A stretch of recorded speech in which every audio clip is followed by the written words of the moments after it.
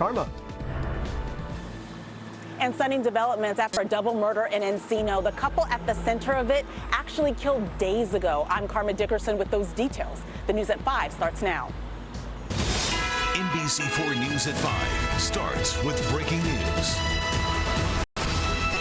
And that breaking news, a shattered glass door, an indicator that something was wrong. Something sinister happened inside this home in Encino. A longtime American Idol music supervisor and her husband found shot to death. Good evening once again, everyone. I'm Colleen Williams. And I'm Annabelle Sedano in for Michael. NBC4 Investigates is learning new details about the victims, when they were found, and an arrest in this case. NBC4's Karma Dickerson joins us live from Encino with the latest details on this murder mystery. Karma. Well, Annabelle, Colleen, there's some stunning new developments. As you know, we've been reporting on this case all morning, all day, and we have just learned the people at the center of this case, the people who lived in the home just over my shoulder, were believed to have been shot 5 days ago in this home in a possible burglary, which was reported to police at the time. This is Robin Kay and her husband, Tom DeLuca. Those are the people who are 70-year-old couple found in their Encino home after a welfare check, 2:30 on Monday, actually. Sources tell NBC4 police found a trail of blood in front of the house when they arrived yesterday. They couldn't force their way in through the front door because it's metal, so they went around back through the glass door. Inside, they found Kay and DeLuca dead in separate rooms. A neighbor says just last week someone was spotted trespassing at the home. The neighbor tells us they actually reported that to law enforcement at the time, which is confirmed by police dispatch records. July 10th, LAPD officers were called out for reports of a prowler at this home. However, according to the records, officers did not find anyone when they arrived. Now, a source telling NBC4 Investigates that police say the person actually did successfully enter the home at that time through an unlocked door last Thursday. They believe Kay and DeLuca came home. There was a confrontation and the gunman shot them multiple times before taking off on foot. Now, this isn't the first time that there have been security issues at this home. As a matter of fact, we talked to the couple's pool man, who says that one of the homeowners told him about a month ago there had been another incident with an attempted burglary. It's unclear if that is at all related.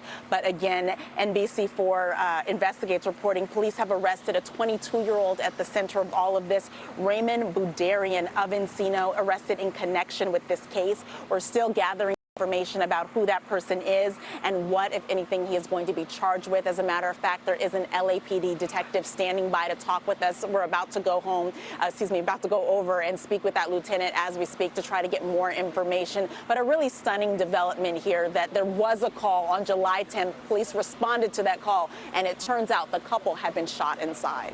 Reporting live, I'm Karma Dickerson, NBC4 News. Karma, thank you. And the number of shootings involving LA police officers is on the rise in 2025. Now, that is in contrast to the city's overall violent crime rate, which continues to drop to some of the lowest levels we've seen in years.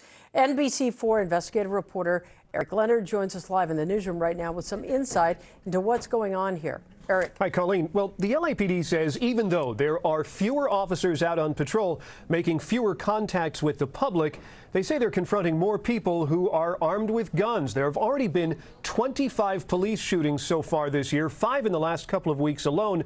LA's police chief says he thinks it reflects an overall increase in people's willingness to use violence against officers. There are fewer violent crimes being committed in the city, and yet we're seeing a greater number of officer-involved shootings, but those shootings are all our officers facing somebody who is, for the most part, armed and assaultive, and they're there to either protect themselves or protect someone from the public. And so as we move forward, certainly we're looking to be able to get answers to these and other questions. Some of the recent shootings include a gunfight between officers and a man that they say was armed with a handgun in South LA on July 5th. One officer wounded in the leg. That man was struck by police gunfire and treated and arrested. July 10th, officers shot and killed a man during a confrontation in Hyde Park. They say he was armed with a handgun. July 13th, officers shot and wounded a man in downtown LA.